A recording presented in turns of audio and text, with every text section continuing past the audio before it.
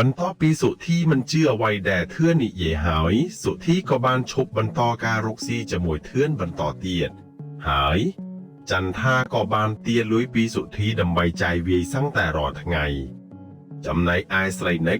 ក៏មិនឃើញប្តីរបស់ខ្លួនមកផ្ទះវិញពី3ថ្ងៃហើយ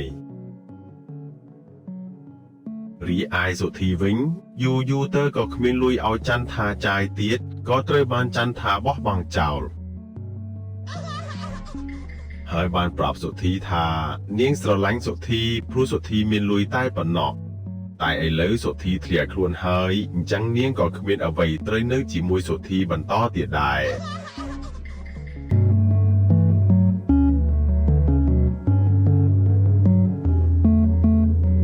ធឿនបានដឹងរឿងអំពីសុធីធឿនក៏បានហៅសុធីឲ្យមករត់នៅផ្ទះជាមួយគេបណ្ដោះអាសន្នសិន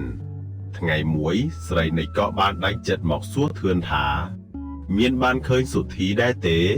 មិនឃើញប្តីរបស់ខ្លួនមកផ្ទះវិញពី3ថ្ងៃហើយហើយធឿនក៏បានប្រាប់ពីរឿងរបស់សុធីទាំងអស់ហើយធឿនក៏បាននិយាយថាស្រីនិចខ្ញុំបានប្រាប់ឯងអស់ហើយ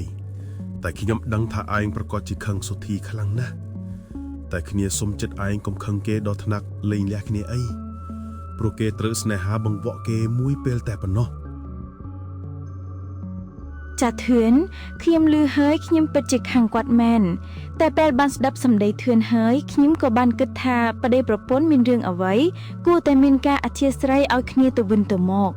ណាមួយនេះជាកំហុសលើកទី1របស់គាត់ចំពោះខ្ញុំពេលនោះសុធីក៏បានចេញមកហើយនិយាយថា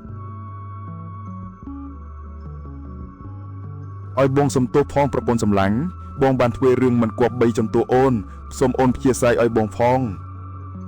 អូនបានអធិស្ឋានឲ្យបងហើយគ្នាក៏មានកំហុសខ្លះដែរដំបូងគឺថាគ្នារកស៊ីបានធូរធារទើបហៅឯងមករកស៊ីជាមួយគ្នានឹងបានធូរធារទាំងអស់គ្នាតែមិននឹកស្មានថាមានរឿងនេះកើតឡើងសោះអត់ទេសម្លាញ់មកពីគ្នាមិនចេះគិតគូរឲ្យបានវែងឆ្ងាយដោយខ្លួនឯងទេហើយឲ្យគ្នាសុំទោសឯងផងដែលថ្ងៃមុននិយាយដាក់ឯងបែបហ្នឹងឲ្យគ្នាសុំទោសផងនេះមកពីគ្នាមិនស្ដាប់សម្ដីរបស់ឯងមិនអីទេខ្ញុំនៅតែទុកឯងជាមិត្តភក្តិដដែលទេអរគុណហើយធឿនឯងពិតជាមិត្តល្អមែនខ្ញុំពិតជាអរគុណខ្លាំងណាស់ចំពោះទឹកចិត្តដ៏ល្អរបស់ធឿនមិនអីទេជាមិត្តនឹងគ្នាគឺត្រូវតែជួយគ្នាបែបនេះហើយកុំឲ្យមានលើកត្រយទៀតណាសម្លាញ់ដូចគេថាចិញ្ចឹមត្រីមានន័យជាងចិញ្ចឹមស្រីចិញ្ចឹមស្រីអស់លុយចិញ្ចឹមត្រីបានលុយបន្ទាប់មកពួកគេក៏បានលក់ផ្ទះនោះឲ្យទៅធឿនហើយបាននាំគ្នាទៅរស់នៅក្នុងភូមិវិញនិងបានយកលុយដែលលក់ផ្ទះបានយកទៅទិញដីនិងផ្ទះពីពូរិទ្ធវិញ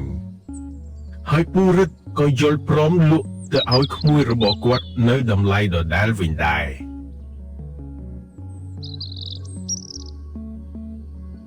ហើយសុធីនិងស្រីនិចក៏បានប្រកបមុខរបរចិញ្ចឹមត្រីរបស់ខ្លួនដូចដើមវិញ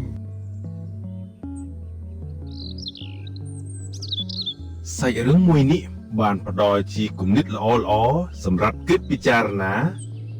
កុំឲ្យឆាប់ជឿគេពេកកុំចង់មានបានខ្លាំងពេកត្រូវចេះរួមនៅស្កប់ស្កល់ជាមួយនឹងអ្វីដែលយើងរកបានទៅតាមសមត្ថភាពរបស់យើងមិត្តពិតប្រាកដគឺជាមិត្តដែលចេះជួយយកអាសាគ្នានៅពេលជួបទុក្ខលំបាកកុំគិតថាស្រីក្រៃល្អជាងប្រពន្ធរបស់ខ្លួន